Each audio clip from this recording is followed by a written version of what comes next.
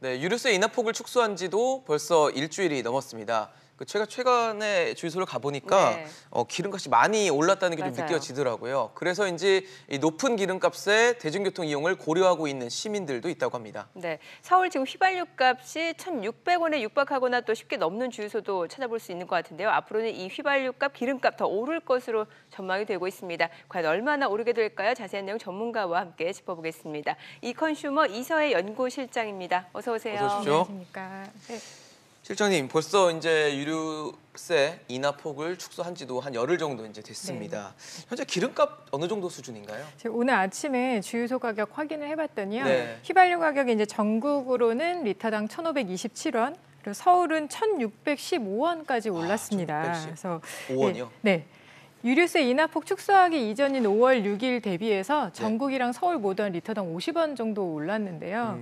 저희가 이제 지난 3월 정도에는 휘발유 가격이 전국 1,340원까지 내려갔던 걸 생각하면 한 200원 정도 올랐다고 볼 수 있을 것 같습니다. 네. 네. 그래서 뭐 가격으로 봤을 때는 이제 인하폭 축소하면 이제 65원 정도 오른다고 생각했는데 아직 그거보단 좀 덜 올려서 한 그렇긴 하지만 그래도 이제 지금 계속 오르고 있어서 소비자분들 부담이 좀 크실 것 같습니다. 네. 유류세 인하폭이 축소되면서 기름값이 올랐다. 그럼 여기서 유류세라는 개념을 다시 한번 좀 설명해 주세요. 유류세라는 것은 휘발유, 경유, 이제 LPG 같이 우리가 수송용으로 이용하는 그런 차량, 그 석유 제품에 붙는 세금이랑 준조세인데요. 거기에 보면 7가지나 사실 부과가 되고 있어요. 그래서 뭐 교통, 에너지, 환경세, 뭐 주행세, 교육세 이런 것도 있고요. 부가가치세도 있고 관세도 있고. 근데 이제 저희가 보통 유류세라고 하는 건 그중에 교통, 에너지, 환경세, 주행세, 교통세를 이제 저희가 보통 주행세, 교육세를 유류세라고 하는데요. 그래서 이 가격이 이제 어떻게 고정이 되어 있기 때문에 그렇게 굉장히 큰 비중을 차지하고 있기 때문에 전체 저희가 이용하는 그 휘발유 가격이 좀 비싼 것은 좀 사실입니다. 네. 사실 유류세 인하폭이 조정이 되면서 전국 이제 뭐 주유소에서 기름값을 올린 것으로 보이는데 이 기름값이 전국 주유소에서 다 반영이 됐는지도 좀 궁금하거든요.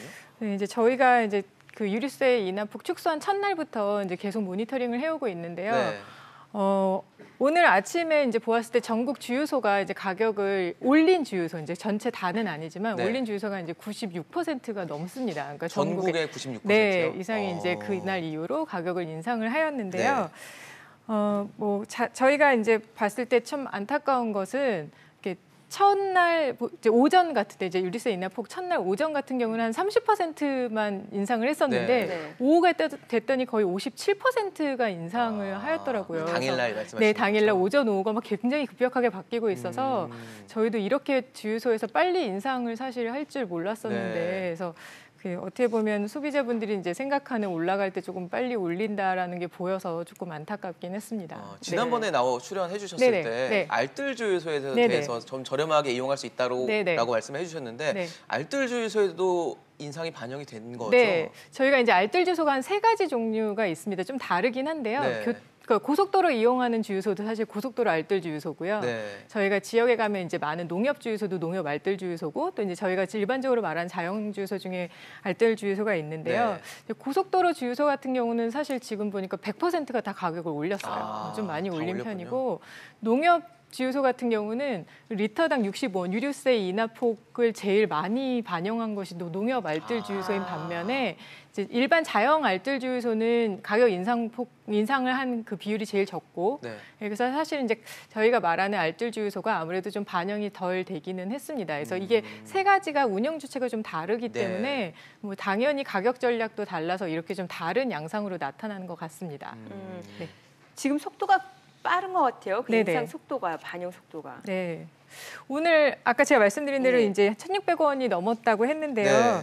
오늘 아침에 보니까 비싼 주유소, 서울에서 제일 비싼 주유소가 이제 전국에서 제일 비싼 주유소겠죠. 리터당 2,225원입니다. 2,225원이요. 25원이요? 네. 고급 휘발유도 아니고요. 네, 일반 휘발유고요. 근데 서울 시내에서 오늘 가장 싼 주유소는 1,412원이거든요. 리터당 813원이 무려 차이가 납니다. 서울 안에서만 네, 서울 안에서만요. 네.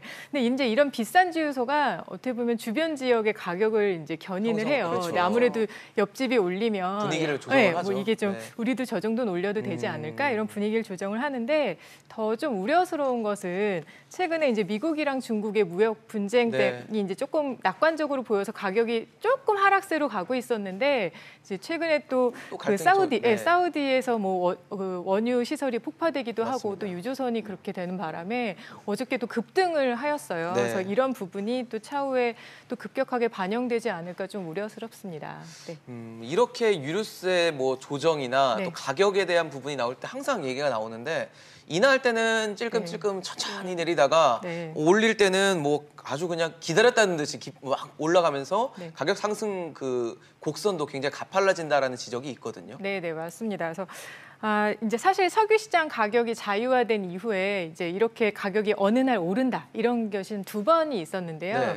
2008년에 이제 유류세 일시적으로 인하를 했던 적이 한 번 더 있습니다. 근데 당시에는 지금처럼 석유 가격을 이렇게 저희가 시스템이 딱 충분히 갖춰져서 가격을 계속 모니터링하는 기가 조금 어려웠거든요. 오피넷 같은 게 없었던 건가요? 있긴 했지만 이제 지금처럼 시스템이 완전히 갖춰지지는 않았었어요. 그래서 어떻게 보면 이번이 이제 이런 처음 계기인데 그래서 진짜로 오를 때 빨리 오르고 내릴 때 천천히 내리는지를 저희가 데이터를 이제 분석을 해봤더니 말씀하신 대로 아까 말씀드렸던 대로 첫날 이미 50% 이상이 올렸고 지금 이미 뭐 6%가 가격을 올리고 이런 것처럼 좀 오를 때 빨리 오르는 현상이 발견이 되었습니다. 그래서 저희 입장에서는 차이 계속 이제 한 10년 정도 저희가 보아온 입장에서는 이런 기회에 사실 주유소 분들께서 가격을 조금 천천히 인상을 해주셨으면 국민들이 생각하는 이런 오를 때 빨리 오른다 이런 것들을 조금 해소시킬 수 있는 기회가 됐었을 텐데 조금 아쉽긴 합니다.